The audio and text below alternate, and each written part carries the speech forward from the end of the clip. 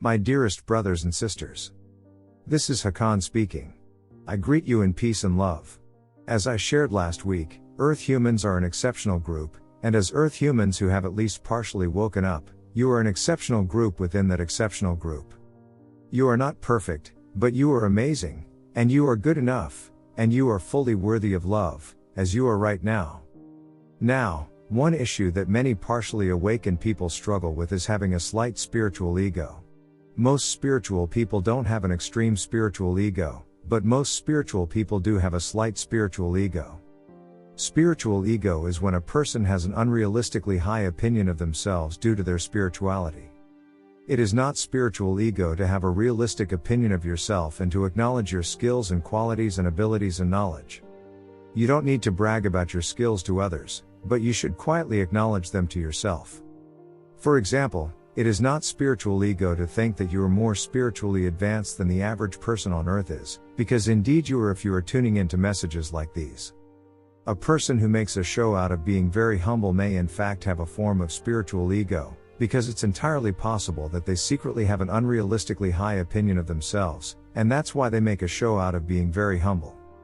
Alternatively, if a person genuinely has an unrealistically low opinion of themselves, then that's not spiritual ego, but it is another kind of distortion. The world needs your light. It is not a virtue to keep your light dimmed, or to refuse to acknowledge that it is there. So it is healthy to have a realistic opinion of yourself. That means acknowledging that you are better at spirituality and at certain things than most people, while also acknowledging that some non-spiritual people may have qualities and skills that you do not have. And it means that you acknowledge that while you are better at spirituality than the average person, that doesn't mean that you are a better person than them, or that you are more valuable than other people. All roads lead back to source, after all, and you are not better than another person who is choosing to take a longer route back to source. Having a realistic opinion about yourself also means that you don't automatically assume that everyone else around you is less spiritually advanced than you are. A person with spiritual ego often assumes that everyone who has another perspective is spiritually inferior to them, and needs to receive education or healing, or they need to do inner work. Often a person with spiritual ego will express this in a superficially loving, but actually quite condescending way. If you present a substantive argument to a person with spiritual ego on why you think they're wrong about something, they probably will not answer with a substantive counterargument, or with an agree to disagree statement. Instead, they might express that they used to think like that, but now they are more evolved. Or they might say that they are a reflector or a mirror and that it's their nature to bring up unresolved stuff in other people. Or they might say that you should work through your triggers, even if you're not actually triggered. Or they might say that they hope that you will find healing or find a proper path. Or they might tell you that you need to read some book in order to educate yourself. Or they might say it's okay if you can't understand this. Or they might say that only people who vibrate at a high enough frequency will see the truth in their statement. Or they might say, I don't do this, it only seems that way to you, when in fact they clearly are doing the thing that is being pointed out. Or they might claim that all their words are always rightly guided, or are always channeled, or are always for the highest benefit of everyone involved. However, they won't believe that the words of other people are divinely guided or channeled or are for people's highest benefit. Or they might say that because something resonates with them, or because their guides or intuition say something, everyone else should consider that thing to be objectively proven. Meanwhile, if someone else says that it doesn't resonate with them, or that their guides or intuition disagree, then that isn't considered valid proof of anything. So these are all ways in which someone with spiritual ego expresses that they are better than the other person, without ever making an actual substantive argument for why they are right in this case or why they are more spiritually advanced. And they're doing it in a sneaky enough way that they don't appear unspiritual to a casual onlooker. To be clear, expressing public disagreement with someone else, using substantive arguments, is fine. You don't have to do that, but you can, and it doesn't indicate the presence of a spiritual ego. People can learn from substantive debates, including onlookers who aren't directly participating in the debate. This is how good ideas are spread and bad ideas are discredited. If no one ever publicly disagrees with anyone else, bad ideas can spread far too widely. So as we've seen, if you disagree with a person with spiritual ego, they will typically respond in a subtly condescending, non-substantive way. A person without a spiritual ego can respond in a variety of ways, or even not respond at all, but they won't respond in a subtly condescending way. A person who says that they are learning from literally everyone they come across may be in spiritual ego, because that's almost certainly not actually true, and hence they're expressing an unrealistically high opinion of themselves. A spiritually healthy person will learn from certain people, and not learn from others. Some people will have valuable lessons to teach you, and others will not. Now, an issue here is that people with a spiritual ego may falsely believe that they in fact do have a realistic opinion of themselves, and it's simply the objective truth that they are more spiritually advanced than pretty much everyone else. Most likely you cannot cure someone else of their spiritual ego. If you yourself think that you are more spiritually advanced than pretty much everyone else, well, do you regularly feel a profound sense of peace? Do other people love being around you because your presence just feels wonderful to them? Are lots of other people regularly complimenting you on your words and telling you that they are benefiting from what you are saying and writing? Only if you answered yes to all three questions, then you may indeed be near the spiritual top of earth. But even that's not ultimate attainment. One fully enlightened and fully source-aligned Earth human could and probably would free the planet single-handedly. Next up, let us look at certain flavors of spiritual ego. People may have one, several or none of the following flavors of spiritual ego. Section: Dunning-Kruger spiritual ego. This is a person who is relatively new to spirituality. A short while ago they had their first insight, or their first really good meditation experience, or they recently discovered a spiritual principle that they really resonate with. Because of this, the person with Dunning-Kruger spiritual ego will think they are much more advanced than they actually are, because they do not yet have enough knowledge or wisdom to understand just how much they don't yet know about spirituality. People with Dunning-Kruger spiritual ego may talk as if their insight is the one true insight that everyone else needs to learn, and every other perspective is inferior. When in reality, their insight is probably just one valuable perspective out of many. And more experienced spiritual people will likely have learned that principle long ago, and now it's just one valuable perspective out of many to them. A person with Dunning-Kruger spiritual ego might act like any sort of real-world or practical perspective is a 3D perspective and therefore bad, while their very high and not practically applicable perspective is the one sole truth of the universe. A person with Dunning-Kruger spiritual ego might have recently started following some kind of guidance or intuition, and may falsely believe they are the only person to do so, and may therefore believe there's some kind of spiritual master who everyone should listen to. When in reality, lots of people receive guidance or have intuition. Moreover, even if a person sometimes receives genuine guidance, then typically that doesn't mean that every single action they take and every single word they say is coming from that guidance.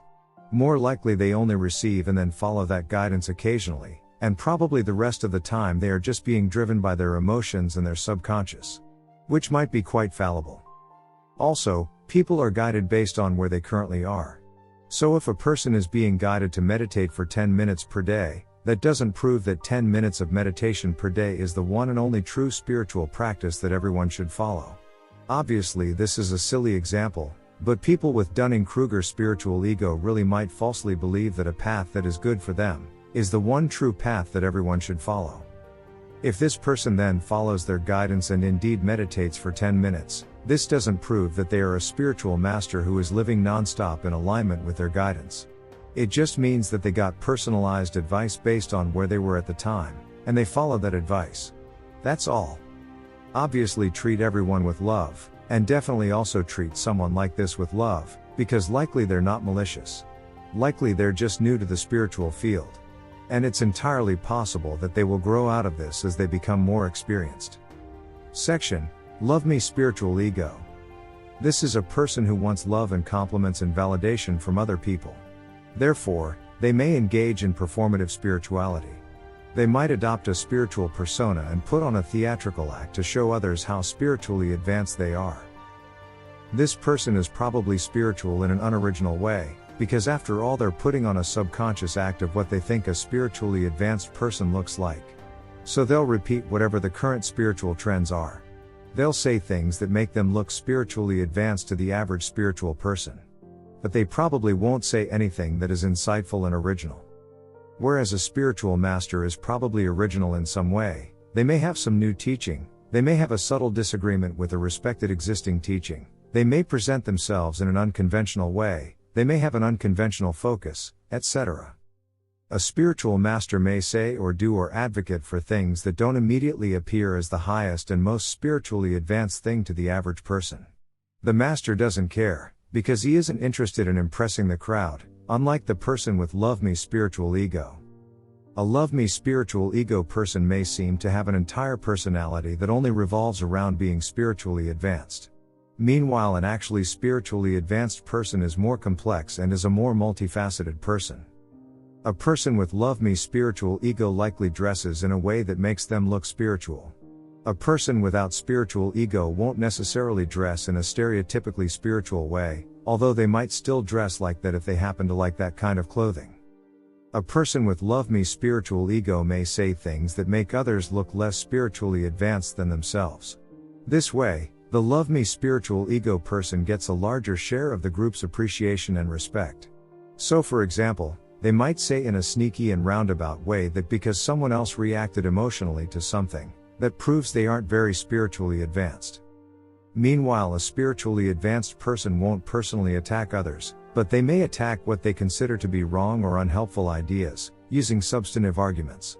After all, doing that is actually a service to others or a service to the public, if it's done by someone who knows what they are talking about. People with love-me spiritual ego may believe in spiritual principles that are clearly illogical or are clearly stated in an exaggerated form, just because those principles sound emotionally pleasant and empowering. People with love-me spiritual ego may be excessively focused on love and light and on things that feel good. They may be in resistance to reasonable disagreements or unpleasant truths. If you tell a person with love-me spiritual ego that you think they are wrong about something or that they have some unresolved issue or that they're not being reasonable or genuine, then that person might internally freak out. They may become angry or hostile or condescending or perhaps break off contact with you permanently, while putting on a show and responding in a seemingly spiritually advanced way.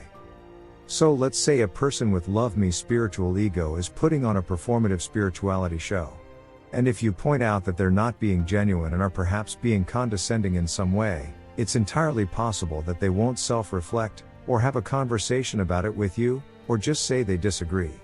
Instead, they might inform you that they simply no longer resonate with you but that you are a great person and they wish you all the best in the world. And then they might never speak to you again. To be clear, it's not inherently wrong to say that you no longer resonate with something or someone. However, the vast majority of spiritual people are merely at the point where what resonates with them is usually good and truthful, and what doesn't resonate with them is merely usually bad or false. Few spiritual people are at the point where what resonates is always good and truthful, and what doesn't resonate is always bad or false. So there are spiritual people who avoid looking within by simply saying that they don't resonate with the person making the argument and then ignoring the actual argument being made. The words "I don't resonate" can certainly be used properly, but sometimes the person saying those words isn't actually being driven by intuition or guidance. Sometimes they're simply being driven by emotion, and are saying it doesn't resonate to avoid self-reflection or self-observation. What emotionally feels good isn't always true or beneficial. What emotionally feels bad isn't always false or bad. And focusing on things that emotionally feel good, and avoiding things that emotionally feel bad, isn't always the best thing to do, even if it's dressed up in spiritual language such as keeping your vibration high, this resonates and that doesn't, etc. Most people, including most spiritual people, are more often being driven by emotion than they are aware of. And emotions are often self-protecting or self-serving in some way, rather than being concerned with what's actually true.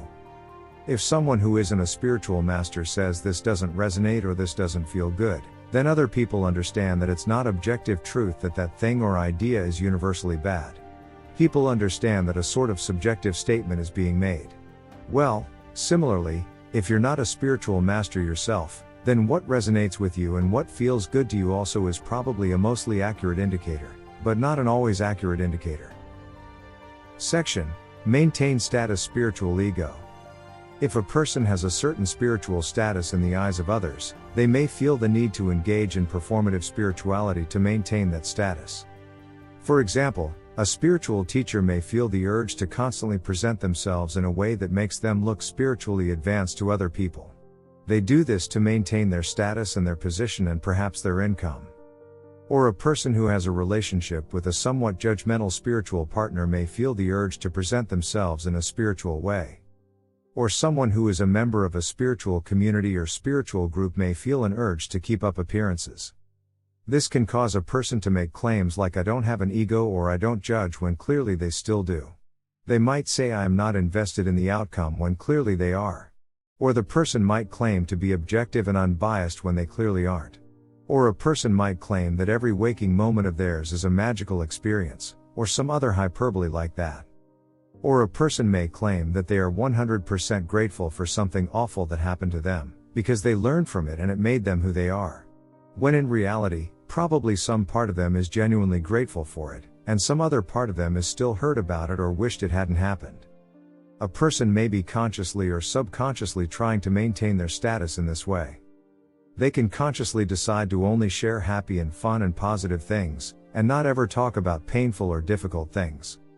Or they might subconsciously reason, "Well, I wouldn't be a very good spiritual teacher if I had that flaw. Therefore I can't have that flaw, because I am a good spiritual teacher." So basically, this spiritual teacher refuses to look at any part of themselves that isn't or doesn't look spiritually advanced. They feel that spiritual teachers can't have certain flaws, and so they refuse to acknowledge any hint of those flaws in themselves, even if they're there. That said, this is understandable to an extent, because spiritual teachers often rely on being a spiritual teacher for their income. This means that their income depends on putting on a show of performative spirituality, because most people do in fact get fooled by that. And many people do in fact stop listening to a spiritual teacher if that spiritual teacher admits to having certain flaws or struggles. Section: Maintain self-image spiritual ego. This is a person who has only received conditional love. They only received love if they were good enough in some way. As a result, they only love themselves if they judge themselves to be good enough.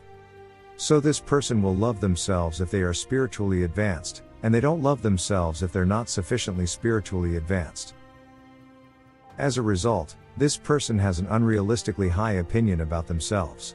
Because that's what they need to be able to love themselves. Obviously this person, like everyone else, deserves love and compassion. On the other hand, it can be quite frustrating to deal with this person. For example, this person may clearly judge you, but then tell you that they don't judge, and that there's something wrong with you if you think they are judging you. They may declare that everyone is perfect just as they are, but then they clearly judge other people, and then deny that they are judging other people, even though they're clearly doing so. Why are they acting like this? Well, they've told themselves that spiritually advanced people don't judge, and they feel they can only love themselves if they are spiritually advanced. So they have to believe they're not judging others, even if they clearly are doing so, in order to maintain their self-image. This can lead them to having an out-of-control shadow and them gaslighting the people around them. Another form of maintained self-image spiritual ego is someone who thinks that they don't have any inner parts that are unevolved, are in pain, are conflicted, etc. They pretend that they have healed all their wounds and integrated all their inner parts. They may tell you that they used to have certain unresolved issues in some way, but that's always in the past, and today they're completely aligned. But then if you watch this person act, it usually becomes obvious that they do in fact have certain inner parts that are in pain or aren't aligned.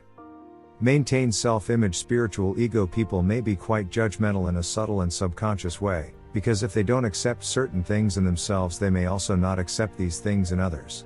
In fact, they might subconsciously try to help others in a perverse way. Don't be X, because if you're X then you're not good enough and not worthy of love. Or you should be Y, because if you're Y then you're good enough and worthy of love. It's almost like they're trying to force their religious dogma onto you. A person with maintained self-image spiritual ego will nudge you to suppress so-called bad thoughts or emotions, for example by telling you to raise your vibration, or by saying that if you focus on something bad then it grows or negative things then manifest. They might say that your thoughts and feelings create your reality, therefore you should focus on thinking and feeling positive things. In this way they imply that you should suppress so-called bad thoughts or emotions. Meanwhile, a spiritually advanced person will nudge you to observe everything that arises in you, including so-called bad thoughts and emotions. Because that's actually the way in which you let go of these things, over time. Whereas if you suppress so-called negative thoughts or emotions, they will still affect what manifests in your life from your subconscious. Your subconscious affects your reality and manifestations too, so suppressing things and focusing on positive thoughts and feelings doesn't actually help. If a person wants to help strangers in a way that violates their free will, that may be a maintained self-image spiritual ego person, because it is a kind of power trip and self-image boost for them. Maintained self-image spiritual people may have a savior complex. They may be excessively emotionally invested in making sure that everyone hears their words. They may have the tendency to give unsolicited advice excessively often. Usually that should only be done if you've listened extensively to that person first and are very sure that you're coming from a good place and have good advice. Substantively disagreeing with bad ideas is fine, pointing out that people are being condescending is fine, but unsolicited advice is usually, though not always, unhelpful. In an ideal world, the person with maintained self-image spiritual ego would receive enough unconditional love that they realize they are already worthy of love, as they are right now, even if they have certain flaws. Section: So, what should I do? So, what should you do? Well, observe what arises in you. Be honest and authentic. Have an accurate self-image, where you view yourself as neither more accomplished nor less accomplished than you actually are. Have opinions, but at the same time realize that they might be wrong or that a more enlightened person than yourself might look at things differently. Accept the possibility that on certain points others may be right and you may be wrong. If you don't know a lot about a topic, listen. If you do know a lot about a topic, it's still important to listen, but then don't be afraid to speak and to publicly disagree with unhelpful ideas, using substantive arguments. Now, it's entirely understandable that many people have a spiritual ego, because most people haven't received all the love and nourishment and care that humans need. Really, the amount of love that a human needs to function optimally is much larger than you probably think, and probably you haven't nearly received that amount of love in your life. Your scientists say that it is healthy to have 5 or 10 or even 20 warm interactions with someone for every negative interaction you have with them. A warm interaction might be giving someone a compliment, or spending quality time with them, or giving them a hug, or joking with them in a friendly manner. Now, how many people give 5 or 10 or 20 compliments, or similar, for each time they criticize the other person, or point towards something they should work on? Not many. Hence, it makes sense that many people feel underloved and underappreciated. Now, criticizing someone, or pointing to something they should work on, is sometimes the absolutely correct thing to do. But it can also come from a place of ego, from a place of thinking you know better than the other person, from a place of wanting control, or from a place of thinking the other person is a fool who is lost without your help. Indeed, while some people may feel inclined to often criticize others or point out flaws in them, people very rarely want to be on the receiving end of that. People rarely want others to criticize them or point out flaws in them, except for times when it's urgent or very necessary or when the time is very ripe. And indeed, that isn't just vanity.